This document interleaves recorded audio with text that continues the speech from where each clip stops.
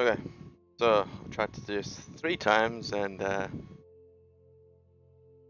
yeah, a few things happened. I forgot to stick streamer mode on, so I was being spam messaged, a lot of irrelevant messages. So um, we're back now and we're Gucci. Okay, I'll explain why the music is on again. The music is on because my headphones are in a weird state, I would say. Um, they turn off when there's no music or any sound coming through the actual headphones. No idea why. I have no idea how to turn it off. Um, so this is Sat Banana. This is really good. You type it on Google and you can find it pretty easily. I think it still costs. I think it's like $5. But it's really worth it. So it gives you a top-down view. You can move this payload to give different scenarios and different positions. Um, and you can also move the map. It doesn't give you the health packs anymore. It used to, but why they removed that. So what do I do when I'm thinking about a comp for specific maps and strats? So the thing you have to think about is the power picks. What's good in the current meta, what your team is strongest at, and go from there. So strongest picks right now are like Sombra, Doomfist, Quad Tank obviously. But I think Quad Tank gets pretty hardly shut down on this map due to the sight lines of the map and the way that Pharaoh works on this map, and obviously the long R sight lines. Um, so just keep that in mind when running goats. Really good on defense if you hold really close and you play explosive, just to get that one fight out the way, and then you can counter the comp that they're on. But just bear in mind that you're going to feed a lot of ult charge, and you're going to be at disadvantage. So the way I think about when I'm running this comp, so I think of how the map works, where you want to be holding, what you want to be pressuring, stuff like that. So first thing I think about, where is the start? So the start has like a really wide open choke. It has 2 platforms on both sides and has one in the middle. So it's really good for like really pressuring this bridge early. So the compositions that I normally would run is an Orisa. The reason why I run Orisa is because she can sustain against goats. She can be enough of the distraction by herself with Harden. Well, it's not called Harden, but whatever. Call it Harden for now. She can pull people off the sides. She can pull combo with like Hanzo, with like Pharah, with Diva Bomb, all that sort of stuff. And the second thing I think about is how is the map laid out from a high ground perspective. So the first point, once you get to like, say for example, Orisa's been forced back and she's holding here. There's a lot of high ground here, a lot of high ground, and obviously there's a lot of flank routes too. So this is where you think about, if I'm running a Widowmaker for example, and the Widowmaker is perched up here, I don't want our Widowmaker to just face check that, because if she dies, our Widow congestion is gone, right? Or I wouldn't say that Widow v Widow is the way you should play it. Like Widow should try and avoid the other Widow as much as possible unless it's a free kill. But I don't think a Widow should go out and just instinctively take 1v1s due to the skill matchup, and it's a lot of like, yeah, and stuff like that. So I would pick D.Va in this aspect. So let's just get rid of the Widow for now because we're not talking about that right this minute. So D.Va. The reason why D.Va is so good on this map is if a Hanzo is up here, for example. So I'm just going to get blue team. I'm just going to use Soldier as like a ditto sort of thing. So this is a Hanzo on the high ground. D.Va can contest. Get a Mercy, pocket her. She can contest him, push him away, or kill him. If someone goes over this side, oh, someone's flanking on the right. D.Va can use boosters. She can contest, again with Mercy pocket. Or you don't need Mercy pocket, you can just throw Zen Orb on him, depending on who it is. Mercy pocket is optimal. Again, depending on who it is and how much pressure D.Va can have. Again, so another scenario. If the Widowmaker is here, and we know the Widowmaker is here, and you have a Widow, instead of your Widowmaker just face checking it, hey, D.Va, give me a bit of DM here. Turn around, DM, kill instantly. She using her resources properly. She should win that fight with D.Va Matrix. If she doesn't, then you should probably think about practicing Widow a bit more. So Widowmaker is going to be my third pick because she can use Venom Mimes to watch flanks. If it can also control a lot of this map, and it's very long sight lines. The only thing you have to think about is if you're holding really aggressive at the beginning, where Widow is standing. The Widowmaker is good here because of this sight line, but again, she's kind of weak due to the fact that Widow can come from like 4 different spots here. So, and also she can flank around this way. So you have to think about that. My fourth pick, my second DPS would be Pharah. Now I'll give you a reason why it's Pharah in a second. Fine, yeah, okay, Pharah. So Pharah, the reason why Pharah is really good on this map is because the map favors her so well if you play aggressive. If you hold this bridge at the beginning, really good. If you hold this like choke here, it's really good because of this building itself. She can fly over, she can fly around. There's so much cover for Pharah on this map. The only problem with Pharah is that you need to hold the corners. If you like fall really far back here, Pharah is really open, so Pharah would probably have to rotate this side, and then she's away from the team, and then the Mercies have to fly back and forth. It's really not optimal to play defensive really far back with the Pharah. So you have to hold like these 2 major points and hold them well. So at the beginning, I'd normally like set up like this with Pharah either above, depending on the comp they have. So this is when you have to adapt on the fly, right? So if they're running, let's just say we'll use Reinhardt, they're running goats. As soon as you see they're running goats and they touch that payload, you get aggressive as hell. This Pharah should be on their asses, above them, shooting down, and constantly shooting. And then there should be a constant like Zen at this point, right? All he's doing is like spamming, throwing discords, or Mercy. Press tab every once in a while. Let's get rid of Soldier because that's pretty annoying. Press tab every once in a while. Make sure that they're not swapping. And if you see someone that's missing, just assume that they are swapping. And then you can like react really fastly because she has concuss. She can also duck behind buildings. As long as she reacts fast enough, she should be able to get safe.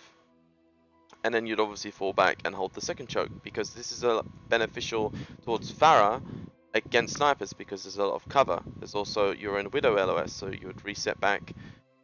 And so on and so forth. So my supports for this. Obviously, when you run Pharah, you need a Mercy, especially against goats.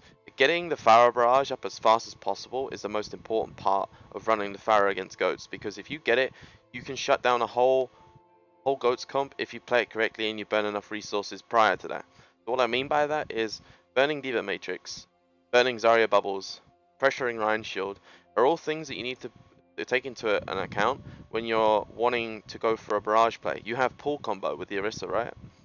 There's an example of us versus, I think it's Who in Contenders, where we did an insane pull combo and we just wiped the whole Goats comp with one pull. And that was because we had calls, Discord calls on Diva. Pressure the Diva, get her out the way, make her use DM. Pressure the Zarya, make her use that. But the most important part is obviously Diva Matrix because that negates most of it. Zarya Bubble only negates it for like maybe a second or two. But DM is the most important part to pressure out because it can negate literally all of it apart from like the last second of burst.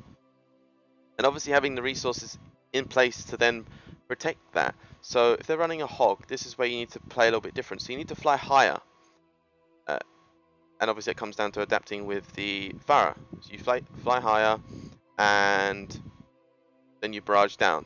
The problem is they're going to be obviously a little bit split. The damage isn't going to be as instantly bursty as it should be. Also, Diva could fly in the way of it. Maybe she could fly up into the Pharah's face and drop down into the hog. The hog has to like manipulate and then go for a hook. These are all things you need to think about. Obviously, DM is a thing. Mercy Beam is a thing. Zen Orb is a thing. Again, think about your win condition. So the win condition on our comp, the whole goal of this is Pharah. Pharah shuts down a lot of things. Widow is mostly a utility to deal with the things that can fuck up Pharah. So Widow can position to deal with McCree. Widow can flank based off pressure from us. She can deal with Widows. She can pressure Widows. She can make it not as an easy job to kill our Pharah as possible. Playing around our Pharah is the key part here. Diva is utility. Mercy is just obviously support, and so is Widow. She's like utility. Obviously I'm missing Zen. So when doing a setup, right? So I've done my setups. Let's just say Pharah Mercy are here, and we're holding back, right? Diva should be like maybe like here, so she can still peek the corners to make sure Widow shouldn't be this like that. She should be like either here or here. So, and have a Venom Mine like there or something, or on the corner there, or on the corner here. Um, the Zen's positioning. Talk about it. Why is he here? Now, the reason why he's here is because it's out of Widow LOS, direct Widow LOS. He can duck behind cover when he sees a sniper rotating higher ground. He can call, and he's also in range of discords when we're holding back on this corner where the shield is, right? Obviously, if people contest this side, he can discord. If people contest the Orisa, he can discord. Same with the right side. So Zen's positioning is basically based off of his weakness, which is long range burst damage. And obviously, he's close enough to the D.Va. If a Tracer gets on him, Widow is in sight line of him, so she can deal with that. And also, Mercy is close enough so she can still beam him whilst staying with the Pharah. So that's the Zen setup. Widowmaker is kind of just bouncing everywhere. She has to be in a position where she's useful. If she's feeling like she's less impactful, she can also do like weird flanks. Again, it depends on how much team pressure they have. So if we know that they have quad and they're pushing in this direction, we can also send our Widow on a flank, maybe get behind them and then we can pincer. But then we all have to hard commit and pressure so that the Widowmaker isn't just instantly turning around. And it's also how fast you can rotate, because you don't want to be rotating once they're already in. It needs to be pre-set up. D.Va's positioning is there because she can contest high ground, she can contest back alley, she can peek for information of bridge, and she can also peel for Zen. And she can peel for Widow. She's in the position, she's in the prime position where she can help everybody succeed in something, and she can also have that map control. Orisa is there just because it's controlling a choke, and Orisa is pretty good by herself. She's also in range of the Mercy Beam. She needs a little bit of a top up. She's also in range of Zen Orb. Pharah is there because, again, as I said before, it really favors the Pharah to be in an advantageous position where she can use that building as cover. So if the Widow's on right side, she can go left side. If she's on the left side, she can go right side, etc., etc. And it also gives her cover for if she gets hit, she can obviously be healed without taking any damage. So moving on to the offense side of things. So let's just move these out of the way. These are like... Right. Now you have to think, what are the key parts of this map on attack? What is the key parts? So the key parts, in my opinion, on this map is all about the flanks and all about this building high ground. And obviously the choke, but Orisa should be on the payload. So I like running one of two comps. Now, I like Orisa on this map. You can leave her on the payload to push. You can control elsewhere while she's still pushing, and she doesn't instantly die, and she's not as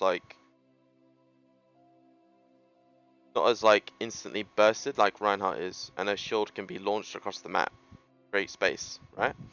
And it also can be placed on the payload. She can be shooting elsewhere. I think that this map favors, at this point, favors Orisa a little bit better than Ryan, unless you get to like this stage. Like anything past here is better for Ryan. So attack. We're going to run basically the same sort of comp, right? We're going to run the same comp. We're just going to try and see if we can run the same comp, and I'll explain why run the same comp. The only thing I would change is I think that solo heals is better on attack and with Hog, because it synergizes well with the Orisa. It synergizes well, and get rid of Pharah, sorry. Let's get a Hanzo. So yeah, it synergizes well with Orisa, it synergizes well with breaking shield, mercy damage boost, and obviously appealing, and also getting picks. Let's just say they're running goats on the enemy team, right? Most teams will rush spawn, but we're just going to play it like standard. So the bridge, they have nothing to really contest us on bridge, for example. They have goats. So the only thing they can really do is speed into us. So it's all about keeping our squishies far enough back, and we can send D.Va on high ground here for scouting and keep these two on the payload whilst these two are far back. Widowmaker can play on bridge side to see if she can get a pick from any fallbacks. And then obviously she can use this route too. Again, needs to be communicated about when she is getting into that danger zone. So in my opinion, the danger zone is like this line. Anything past this line is danger zone. So the Widow needs pressure. So it's all about knowing where your team is and when she can pressure that point. Because say for example the payload is here and our team is resetting. Why is our Widowmaker pushing this solo? She's basically looking to be staggered. If she gets found, she's staggering herself. So it's all about understanding when you should be pushing, how you should be pushing, and asking for resources from your team. So let's just say everyone's here and they're holding this. So D.Va and Hanzo should be taking control of high ground because, as I said, it's a key part. Hog can play with the Orisa because it's healing. Mercy can play on the high ground because she can drop back and forth between the two. It's better to be on the high ground as well, due to the fact that they're running goats. You don't want any squishies on the floor at all. Any squishies. You want to keep people as far back as possible with the squishy, and you want to keep them on the high ground as possible. So let's say, for example, they're running goats and they engage on our front line, right? What should we do? Should we help our front line? I don't think so. I think we should go from a prong perspective. So we would push like this. Widowmaker can push up slightly aggressive. Let's just say Reinhardt's in here. We can look for backline here. We can pressure their Moira out. We can pressure their Lucio out. The two tanks on the payload have Mercy above them, and they also have their own sort of sustain. So they can survive a little while without any necessary help, because D.Va isn't going to be able to peel goats, right? She doesn't really benefit anything to peeling goats, other than maybe a little bit of a knockback and a little bit of damage. So it's better for her to help with the two snipers to deal with backline. Again, against goats, I don't think that double sniper is the optimal comp, but I'm just using this as an example. I think double projectile, like you probably would swap the Widow to a Pharah because it benefits the comp better. But I'm using this as an example.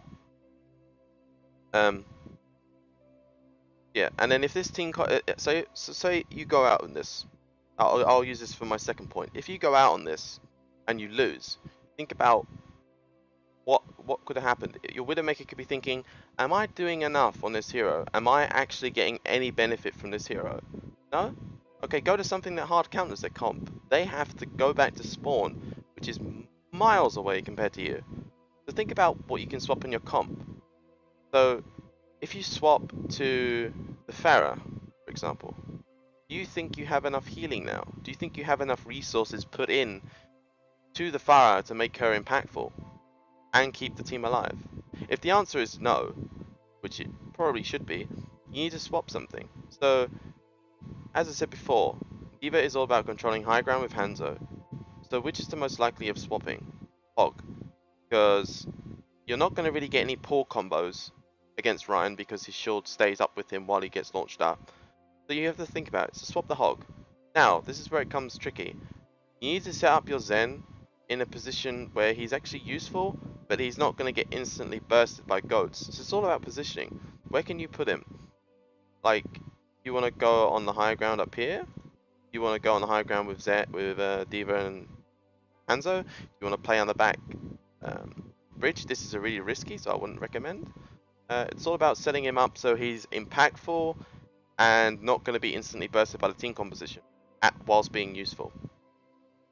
So this is how I would set up against goats. Orisa on the payload, kind of slightly further back maybe, and looking to disrupt anyone while we're spamming, because she can pull in direct. We can pull in Hanzo spam, we can pull into a D.Va bomb, we can pull into a 5 orb. There are so many things you can do with this comp, and this is the perfect way to set up against goats. You want to have a angle this way, an angle this way, and an angle this way. Pharah should be constantly always not being pressured. If the D.Va flies up to our Pharah, our D.Va can DM her, so she's not taking that machine gun damage. She's only taking the damage from the melee and the boop. And then once that D.Va uses her shift to kind of like deal with the Pharah, they should be free. They should be free to do as they please. Now, say for example we win this fight. We win this fight, right? We push the payload, we keep pushing the payload, blah blah blah blah. What's next? Now, it's all about keeping and pushing our advantages and playing around, again, our win conditions. So Orisa would sit on the payload, Hanzo would push with the D.Va, say for example, these two can push over this side. D.Va is there for keeping the Hanzo alive, and obviously she can boot people off the side as well. You can put D.Va on the payload as well to keep it pushing, and then have Hanzo by himself, but he has to be a little bit more aware. So you rotate Zen. Rotate Zen. So where is he useful here? Where is he useful without being instantly killed? So you could rotate him on high ground up here. He's useful there. Problem is he's close to D.Va. So sorry. Problem is he's close to D.Va. So you have to think about that. Positioning. Where can I go? You do not want to have two squishies stacking on top of each other against this, right? So you would stick the Zen here, Zen on the high ground, because he's still impactful in the sideline. If you start winning the fight, or you've gotten to this point, you can rotate your Zen, like down here. Now I said you can't have him on the low. Oh my god. Sorry. Um, I know I said you can't have him on the low ground, but if you have him on the low ground, but a far enough distance away that they cannot fully commit onto him, it's worth it. If you have map control, you can set your Zen up in a sightline that's useful while he's enough distance away. Like you can't have him. Oh, we're winning this map. Let's put our Zen on the payload to push. No, because the goats are just gonna run in and kill him, and he doesn't have the mobility to run away. We don't have speed booster kite for him. In my opinion, Ferris should already be spamming, like on this building, spamming on bridge, trying to look for a boob whilst Hanzo is creating that crossfire. So, think about your win condition, and think about your weakness before you do anything in regards to setting up. Think about the team compositions that you're against. Like, say for example, I'm setting up against Angry Titans. I know they like to run a lot of goats, so I would either play around running goats into them and trying to beat them at their own game, or if for example I'm in off season now, I would be looking to try and create ways to, or at least teach my team ways of beating goats uh, without with the win conditions of the comp, which is all about keeping your squishies away from them so they have nothing to really engage on, and also running the utility of the comp that has enough damage, has enough sustain, and has enough safety. Because Hanzo can jump away, Hanzo can climb up walls, Pharah's in the air, Mercy's in the air, Orisa has a shift, and also Diva has a fly, so she can get away. The only person that's at risk at this current moment is Orisa, but they do not have enough sustained burst to kill Orisa instantly. She can stay alive for about a good 5 to 6 seconds. This is where the team needs to do something. So say for example if they're speeding onto our Orisa, our Pharah needs to be behind them, spamming them in the fucking face. And then our Hanzo needs to rotate to be effective. So once they get to this point, Hanzo needs to relocate. Whether that be on the high ground, shooting the supports from behind, or playing further back with the Zen so that he's like impacting down that choke. At the end of the day, this is the objective. This is the objective. We do not want any of us being inside these rooms, right? We don't want Farah inside. We don't want Hanzo inside. We don't want Zen inside. We do not want anyone apart from maybe our tanks. But it depends on how far you go, because don't forget, Zen's healing is LOS, and Mercy can't really fly into you and heal you through walls. So you have to be within range of Mercy, whilst not putting her at risk. So build a barrage, play around that. If they hide in these silly little rooms here, you can take angles. Hanzo can spam from this angle here. Diva can also play like maybe a pure bot kind of ish. So if they speed into him, he can knock him away with a booster and then fly up on the high ground. Gives him time to jump back on this high ground. He can also wall climb up this and jump across. If he's good at doing that, he should be good. And Zen can kind of like take this angle and spam. And then Pharaoh is obviously behind. So just a quick recap. Understand the map, key points, before you make a composition. Understand your team's weaknesses and strengths as an individual mechanically. Like if your team doesn't have a Pharah player, probably wouldn't advise playing Pharah, because then you're not going to get the benefit of it being a star in the comp. I would probably advise just playing Mirror, or I mean against Goats playing Mirror. Or running your own, like, maybe quad. I wouldn't say even quad's good against goats, because they all want to engage, and with the Hulk you want to like poke and play around picks. So I'd say either just mirror quad, if you do not have a Pharaoh player.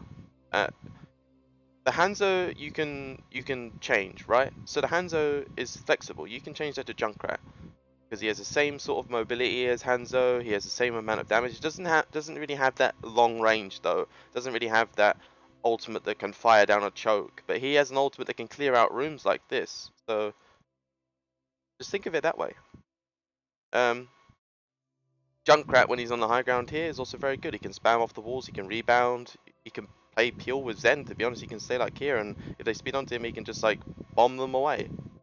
Um, so yeah, Pharah in this comp is like the star. Hanzo you can swap out. The junk, anything that has a lot of burst, anything that has an ult that can clear out tanks. But anything like Tracer, again, you're not going to get the most value. Genji, garbage. Reaper is another one, but it's another star sort of hero. You have to play around it. You can't. I mean, you could just leave it by itself, but you need to pressure around it. But you don't have that composition that doesn't really scream high pressure from the frontline perspective. Pharah and Reaper could work. Um, Maybe you want to change the tank though. I don't think Orisa really would work with that. Um, but again, experiment, try stuff. Like you don't know until you try. You don't know what works with your team until you try stuff. It's all about learning what your team wants to play, how they want to play, and then building comps around that. I'm not saying like, oh, we have a May one trick. Let's run. Let's run. I mean, I mean, if you have a May one trick, then you obviously want to be running May. But if a person isn't strong on a hero, play around that. Don't force them onto a hero they're not comfortable with. You obviously should be telling them, hey, you should probably go grind this hero because we need this. Or, hey, we can maybe play a few, like, quote unquote, weaker scrims so you can practice this in a scrim environment. But I wouldn't, like, go into official and be like, oh, we need a Pharah, but we don't really have a Pharah player. Because at the end of the day, that person's going to feel, like, guilty because they actually can't play that hero. It's something that you need to, as a coach and as towards players, is if you need a certain hero, you need to make perfectly clear that that person needs to be grinding that hero. Uh, uh, Even if it's not an instant like success, they need to grind it so they actually understand how to play it. If you need those sort of heroes, so again, understand the meta, understand what's strong, understand what's good on certain maps, and understand the key points and play around them. That's how I pick comps. Uh, Again, this is Stat Banana. You can type it in on Google. It's pretty easy. If you have any questions or you want me to do more maps and go through like why I picked this and why I picked that, um, then I can do that. Just let me know. Hope you like this video. I find it quite confusing, to be honest, from my perspective. It doesn't feel very fluent. It feels kind of scuffed. But hey, we'll live and learn, I guess.